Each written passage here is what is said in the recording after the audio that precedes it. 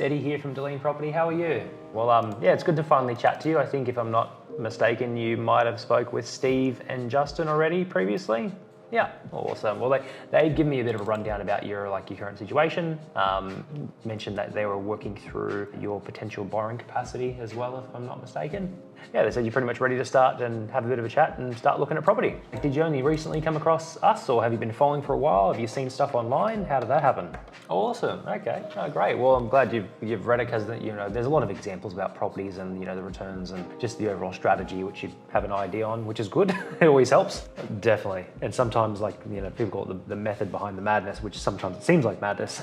When it comes to property investing, there's 1,001 different ways to do it, and people buy brand new, people buy and develop and flip and renovate, and there's just 1,000 strategies. You just can't even head around all of them. But to me, I try to simplify everything, and that's, as you probably guessed. Oh, awesome. Well, yeah, we'll be able to hold your hand and guide you, and you'll learn so much throughout the process as well. I found, doing this for so long, just actually doing it and buying a property, going through the process once, that's the way to learn anything, right? Just getting your hands dirty and getting into it. I learned by actually doing it myself. I can't watch someone do it. I have to actually physically do it to learn it. Property is very similar. So yeah, sometimes the property ranges and some of the property examples that you might have seen, whether it's in the book or in some of the emails that you might be getting, just some of the marketing ones, some properties we pick up still even to this day are 250, 300,000, 350, 400 kind of mark, which is, when you live in Sydney or Melbourne, that seems impossible.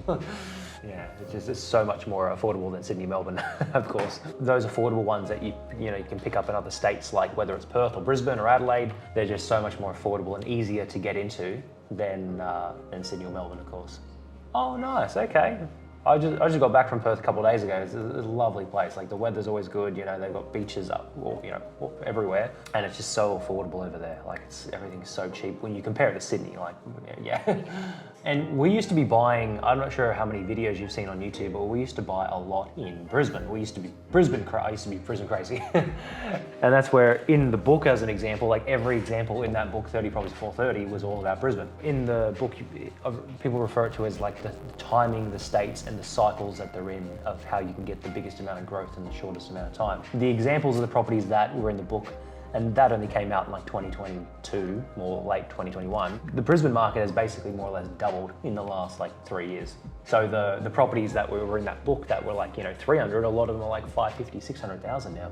Yeah, so they're still affordable compared to Sydney at that mark, but they've done that massive wave of growth, and they're not likely to do it again for a while anyway. Whereas Perth is still just now starting it, and it's about to go up, and it's starting to go up, and it has the ability to double. So, have you seen any of the examples that occasionally come out, through by email, of ones that we picked up in the last few months in Perth at all? Or? Perfect.